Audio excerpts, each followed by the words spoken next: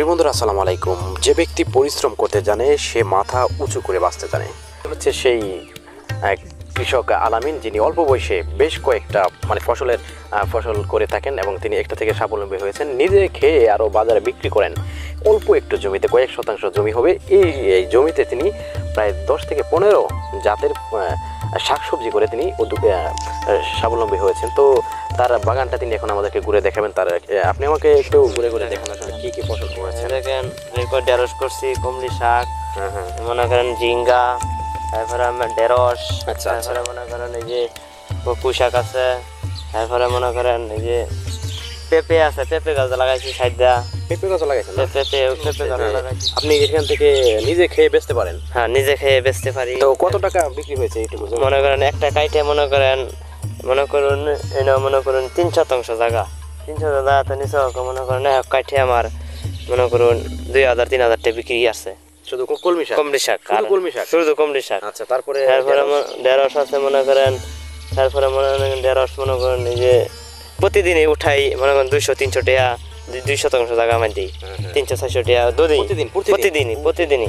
মানে ঢেঁড়স বিশাল আসে, মানে যত্ন দিতে হয় আর মানে বিশাল খাটুল লাগে। এরপরে মনে করেন গাছটা মধ্যে ওষুধ দিতে হয়, তুইলা নিতে হয়, না করে আপনি বিক্রি করতে হয়, পরিশ্রম করতে হয়। আচ্ছা, আপনি ওই পাশে আমাদের একটু দেখান যে আপনি যে পুঁই শাক, লাল শাক করেছেন, সেগুলো কেমন বিক্রি হয়? দৈনিক মনে করুন অল্প নেই, নেয় 200-300-400 টাকা বেচা করেছি সকালে। তারপরে মনে করেন এই যে ঢেঁড়স বাগানটা, এটা মনে প্রিয় বন্ধুরা ঢেঁড়স আছে, সেই ব্যক্তি ঢেঁড়সও এখানে চাষ করেছি। ঢেঁড়স কেমন বিক্রি হয়? ঢেঁড়সও ভালো বিক্রি হয়, 200-300 টাকা দৈনিক মনে করেন বিক্রি হয়।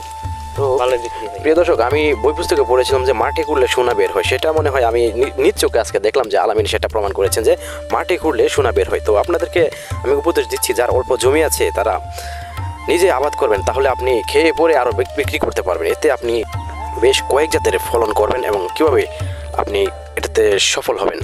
তো এখানকার ফসলটা যদি আপনাকে দেখাই, এখানে প্রথমে দেখাচ্ছি যে এখানে আছে পাট শাক। তো এটা আছে পাট শাকের পরে আছে ওইদিকে আছে আপনার কিরা ঝিঙ্গা বা গ্রাম্য ভাষায় বলে ঝিঙ্গার। এদিকে যদি একটু দেখাই, এখানে আছে যে কমলি শাক আছে, কমলি শাকের পরে আছে এখানে কুমড়া গাছও আছে। কুমড়া গাছের সাথে আবার রয়েছে রেগা গাছ, যেটা গ্রাম্য ভাষায় বলে রেগা গাছ। তার সাথে আরও আছে, আপনাদেরকে দেখায় যে বেগুন গাছও কিন্তু রয়েছে। এই যে বেগুন গাছ রয়েছে, আর ওপর দিকে রয়েছে কলা বাগান, অর্থাৎ এদিকে কলা বাগান, উপর দিকে দেখুন যে কমলি শাক রয়েছে।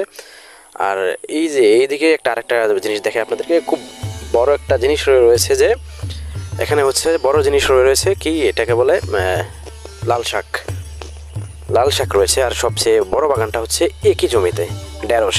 এখানে ঢেঁড়সের খুব সুন্দর ফলন দিয়েছে। আপনি যদি একটু দেখায় যে একটু জমিতে পরিশ্রম করলে মানুষ আসলে কীভাবে স্বাবলম্বী হয়। যে ব্যক্তি পরিশ্রম করতে পারে সে আসলে সত্যিই সফল হয়। আমরা তো সকলে পড়েছিলাম যে জমি খুললে নাকি সোনা বের হয়। তো আমি এটা বাস্তবে আজকে দেখলাম যে